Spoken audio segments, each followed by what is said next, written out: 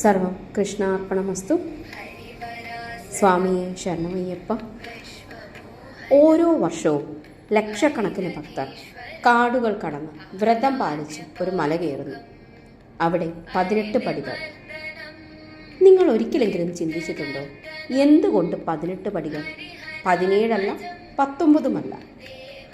ഈ 18 പടികൾ വെറും കല്ലല്ല, അതൊരു ആത്മീയ യാത്രയുടെ 18 ഘട്ടങ്ങളാണ്. ഇന്ന് ഈ വീഡിയോയുടെ അവസാനം നിങ്ങൾക്ക് മനസ്സിലാകും ശബരിമല യാത്രയുടെ യഥാർത്ഥ അർത്ഥം.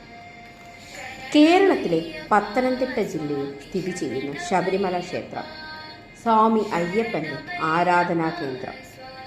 ഇവിടെ ഭക്തർ 41 ദിവസം വ്രതം പാലിച്ച് ഇരുമുടിക്കെട്ടേന്തി സ്വാമിയെ ശരണമയ്യപ്പ എന്ന ശരണം വിളിച്ചെത്തുന്നു. പ്രധാനമായും ഇരുമുടിക്കെട്ട് ഏന്തിയ ഭക്തർക്കാണ് 18 പടികൾ കയറാൻ അനുവാദം. ഇത് ശാരീരികമായ ഒരു കയറൽ മാത്രമല്ല, അത് ആത്മീയ ഉയർച്ചയാണ്. 18 പടികളുടെ ഒരു പരമ്പരാഗത വ്യാഖ്യാനം എന്താണെന്ന് നോക്കാം. ആദ്യ 5 പടികൾ 5 ഇന്ദ്രിയങ്ങളായി കണക്കാക്കുന്നു.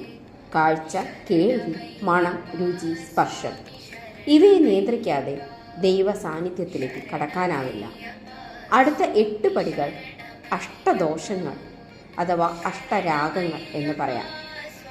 കാമം, ക്രോധം, ലോഭം, മോഹം, മതം, മാത്സര്യം, അസൂയ, അഹങ്കാരം ഇവയെ മറികടക്കുന്നതാണ് യഥാർത്ഥ വ്രതം.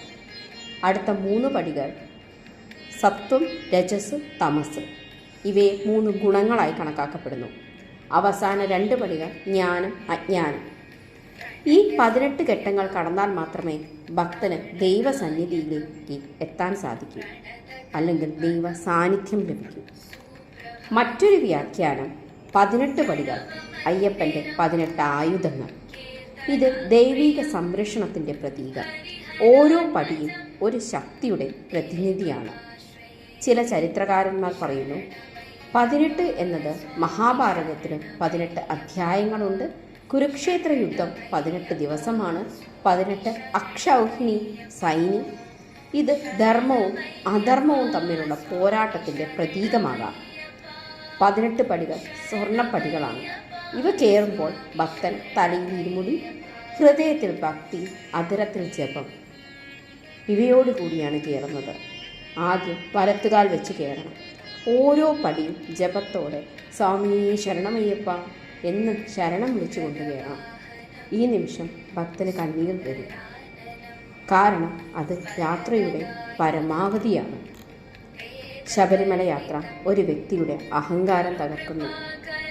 കാട്ടിലൂടെയുള്ള യാത്രയും വ്രതം പാലിക്കലും ഇവയെല്ലാം സാധ്യമായ ഒരു ജീവിതം ആത്മപരിശുദ്ധിക്ക് കാരണമാവും.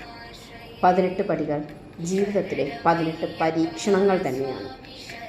18 പടികൾ കയറുമ്പോൾ ഭക്തൻ ദൈവത്തെയല്ല കാണുന്നത്, അവൻ സ്വയം കണ്ടെത്തുന്നു. തത്വമസി. അവസാന പടിയിൽ നിൽക്കുമ്പോൾ ഒരു ചിന്ത മാത്രം, സ്വാമിയെ ശരണമയ്യപ്പ. സ്വാമിയെ ശരണമയ്യപ്പ. സർവം കൃഷ്ണാർപ്പണമസ്തു. നന്ദി.